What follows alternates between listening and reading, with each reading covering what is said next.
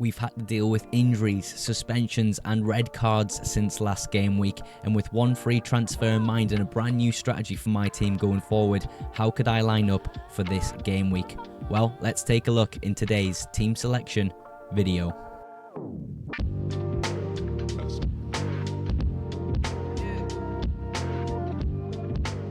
Welcome to today's team selection video, and of course we're starting off with the defensive line, but just before we get stuck into that, I do always mention I am on the road to 1,000 subs on YouTube, so if you're a new viewer and you haven't watched my content before, go ahead and click that sub button for future FPL content and deadline streams, which I will be bringing to you on Saturday morning for the game week 28 deadline. But to start off with the defence, as always, I do start with the double up of Arsenal, David Raya and Gabriel. Now, we have Manchester United away this week, which I think is a really good opportunity for a clean sheet. I've probably just jinxed it there and we're going to get a random goal from Rasmus Højlund or something like that. But still, I think it's a great opportunity for a clean sheet this week. It has been a very long time since we've had a Gabriel attack and return. So maybe this is the week. But overall, with the Arsenal double up, I'm pretty happy with it this game week. Of course, coming away with a clean sheet last week against Nottingham Forest was a great result for me and my squad. So hopefully they can replicate that score yet again for game week 28. We have Cucurella, a new member to my FPL team. Of course, I brung him in last game week for the Southampton at-home fixture, in which he scored a massive 15 points. I believe it was the highest. He was the highest scoring player of game week 27. So super happy to have got that score from him. And of course, a great fixture this week again of Leicester at home. So hopefully Cucurella can come away with a clean sheet and potentially an attack and return yet again like last week. And of course, I think Cucurella as an asset, if you watch Chelsea and you have watched them recently, Cucurella is actually really advanced. He gets very high up on that wing, and of course he does like to drift into that middle pocket when there's space left open near the centre back. So really good in terms of positioning. So fingers crossed he can come away with a big score yet again with that great fixture. And yet again, another great fixture this week. The defenders with the fixtures just look fantastic this week. We're probably going to come away with no clean sheets. It's just typical FPL. It happens all the time. When you got a good fixture, a sneaky goal just pops in. But Trent, Southampton at home. Connor Bradley isn't around to take minutes away from Trent. So hopefully we can come away with a 90-minute Trent, or at least 70 plus, to get a maximum point from him this week with an attack and return and potentially a clean sheet. Of course, Southampton are the weakest team in the league alongside a team like Leicester. So fingers crossed Liverpool can have a very relaxed game against Southampton and get quite a few attack and returns this week. Some honourable mentions on the bench of Kirkes and Mykolenko. There is a slight idea where I could play Mykolenko this week in replace of a midfielder of mine, but we'll cover that within the next section of the video when I speak about my midfielders. Kirkes was someone I planned to play within the Spurs fixture, but I feel as though it would be more reliant on attack and returns than anything else. I do think Spurs attack very well still, even though they're not having the best season ever. So yeah, that is the defence, and I am very happy going into 28 with this defensive lineup.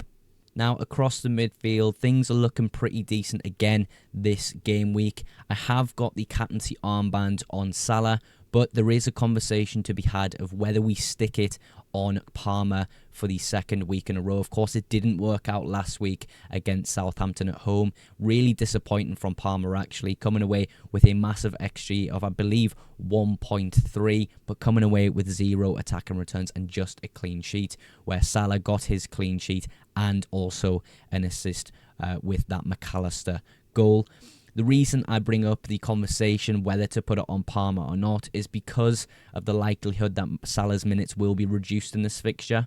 I, of course, think he should definitely start the game, and that's why I'm going to captain him. I think a 60-minute Salah is better than a 90-minute Palmer at the moment, and that's the reality of Palmer's confidence within the Premier League. Maybe in this fixture he regains a bit of confidence after a goal and Palmer can go ahead and get quite a big score, but I still think Salah is most likely going to be my captain for the game week. There is just that slight risk of rotation that is maybe putting me off, but in reality, Salah is the option to go for this week. I imagine his effective ownership will be over 200%. I think some people will see this as an opportunity to use their triple captain chip, just with the mass amount of chips coming up, and to use them all within the last bit of the season. Maybe it's a bit overwhelming, and maybe people just go for the easiest fixture that Salah's going to have all season, which does make sense for some teams. We come now to, I would say, the first issue of the squad in Dango Ouattara. Now, I spoke in yesterday's video about the likelihood of Evanilson taking his place and whether I think it's going to be a big issue for my squad, and I think I'm going to play him this week. The kind of thinking and thought process behind this is Evanilson, he's been out of the squad for so long. He started in the FA Cup. He had to come off. His legs maybe aren't quite up to speed with the Premier League. And I think Dango has done such a brilliant job for Bournemouth, especially in their massive unbeaten run, that he can't just get benched straight away. Even if Evanilson does start, I think Dango could start as well and just play a different position. He can compete with the likes of Brooks and Max Tavernier. It might be a different Tavernier, I might be getting them mixed up. But I do think Dango should get a start against Spurs this week. But if I have doubts about that after perhaps some press conference information or some other information we get from embargoed quotes, then Dango could drop to the bench and someone like Mykolenko could come on in his place. We've got Trossard to finish off the triple Arsenal players I have. I think Manchester United away from home is a good opportunity for Trossard. He has been disappointing since I've brought him in. Of course, Arsenal doing very, very well in the Champions League. Maybe a bit more confidence in their attacking lineup. Maybe they've needed a few more weeks to kind of gel together. Of course, missing some really, really key players. Marino playing up front, obviously something they're going to have to adapt to. But yeah, Trossard against Manchester United away from home. I actually don't mind that at all for Lisandro Trossard. We've got Mbeumo with Aston Villa at home. Aston Villa kind of hit and miss in the Premier League. You don't really know what to expect from them. Obviously being brilliant in Europe, so we'll see how that game pans out. But Mbeumo always has a great opportunity within fixtures to come away with attack and returns. He's got that individual brilliance about him, and as well, he's got a fantastic forward right next to him in Johan Wissa. Now, the first thing to note with this forward lineup is I've chosen Danny Welbeck over João Pedro, the penalty taker for Brighton. Now, I don't really know where the penalties will lie if both of them are on the pitch. If I really had to guess, I would say perhaps João Pedro, but I'm really not too sure on that. I just think that Danny Welbeck has a higher likelihood of starting the fixture and doing maybe a little bit better within this Fulham game as well. Fulham are a good defence, they just are, and I think maybe Danny Welbeck can come away with something in this game, whereas João Pedro does have that aspect where he could just be benched and come on later in the fixture. So Danny Welbeck starts over João Pedro this week. Again, another potential move in sub I could make this week is Dango coming out and João Pedro starting, if perhaps we get some news with press conferences and things like that, where João Pedro maybe is hinted to start or something like that. That could really be a great move for me. It does mean I do double up on the Brighton forwards for the game week, which did work really well last game week with both of them coming away with a goal and a bonus point or two each. So perhaps that's something that happens for the game week, but at the moment Danny Welbeck is my first striker. Second, just alongside him, is Ollie Watkins. Been pretty good in recent weeks. I think perhaps against Brentford away, of course, we had earlier in the season a lot of goals at the GTEC Stadium, so maybe this game could follow that theme. Asensio, Rashford, Morgan Rogers, all doing very well and gelling quite well together. Rashford and Asensio having massive, massive impact. Of course, Asensio looks to be the new penalty taker for Aston Villa. I don't think that's completely confirmed, of course. Ollie Watkins may take the next one. Yuri Tillemans is someone to consider for penalties as well for Aston Villa, but I still think Asensio would most likely take penalties now off Ollie Watkins. But Brentford away, I think, is a decent enough fixture for him. And as an overall view of the squad for this game week, I think it looks pretty strong in terms of fixtures and the personnel I've got with the differential options. I am looking to really boost my rank going into the last part of the season.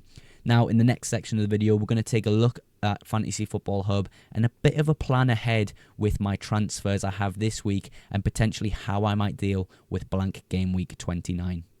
Now, with one free transfer this week and 1.3 million in the bank, I think the likelihood of me making a transfer this week is quite slim, but there are options I could go to. I think Dango to Semenyo makes sense. However, I do have blank game week players to deal with in Trent Alexander-Arnold, Mohamed Salah, and of course, Ollie Watkins. What I'd really love to do this game week is to roll my transfer. I think it gives me a great opportunity and brand new strategy for my team going forward, in which in 29 I can sell Ollie Watkins as well as Cole Palmer. Move on to Erling Haaland, a very premium asset that, of course, isn't very highly owned at the moment, but of course at the start of the season was very highly owned. I think he is a great opportunity in terms of captaincy for game week 29. Looking at other fixtures for certain players, I think perhaps he is the best captaincy option for game week 29, so that allows me to get sort of a decent captain for the game week. And then with the rest of the money in the bank, as much as I would love to say Dango is definitely guaranteed a start in this fixture, I don't think it's guaranteed. I think Semenyo's start, however, is definitely someone you can rely on. So what you would end up doing there is benching the blank game week players in Trent and, of course, Mo Salah. And perhaps look at this squad and how you'd really navigate the game week with potentially a -4 hit. And I don't particularly like the idea of having a lot of players having a fixture clash. However, getting rid of Cucurella in this week and moving to Gvardiol is quite a nice move I could make for a -4 hit. It really depends on what my squad could look like for a game week 31 or game week 30 wildcard, but for a -4, I don't think it's a bad move at all, especially when we consider I have a pretty healthy squad with at least João Pedro on the bench there to cover any sort of benchings or things like that. I could look at the opportunity of selling Trent to go to Gvardiol, and perhaps that would be a slightly better move in terms of having a healthier squad, but potentially I could have Trent from game week 30, game week 31 wildcard anyway, so saving that money might benefit my squad in the long term going into the end of the season. Game week 30 isn't... Well, at the moment, it could be a week, a wildcard. It really could, but the squad actually looks pretty decent in itself. I think 31's maybe more likely at this point, but if we do make the subs of Trent and Salah back into the team, of course, after their blank game week in 29, the squad looks pretty decent. In terms of Trent, where would I put him? It's kind of up in the air at the moment. Maybe Mbeumo coming out, possibly looking to bench Danny Welbeck here and getting Mbeumo back in. There's a lot of ways I can sort of play this game week. The squad looks strong enough to not have that wild card, but in this game week in particular, game week 31, is when doubles and blanks will start becoming clear. There's a lot of kind of talk in the FPL space of the best chip strategy. This is what you need to consider. At the moment, things are very uncertain. We can only predict what can happen. So I do think wait until 31 could be very beneficial just to get that extra information out of FPL in terms of their calendar coming up, and then we can plan accordingly with a wild card for 31 and a potential bench boost within the double game weeks to follow. But yeah, overall for game week 28, I think rolling my transfer could be quite wise to then move to Haaland in game week 29. But overall for game week 28, I'm very happy with how my squad looks. The next thing you will see on this channel is my deadline stream on Saturday morning, so make sure you tune in for that. And of course, to outro every video, I like to give you guys at home a massive thank you for supporting the FPL Mogs YouTube channel. If you have enjoyed today's video, make sure you click the like button, and if you aren't yet subscribed to the channel, go ahead and click that sub button for future FPL content and deadline streams. But that is absolutely everything for today's video. Thank you again so much for watching, and I will catch you in the next one. Bye for now.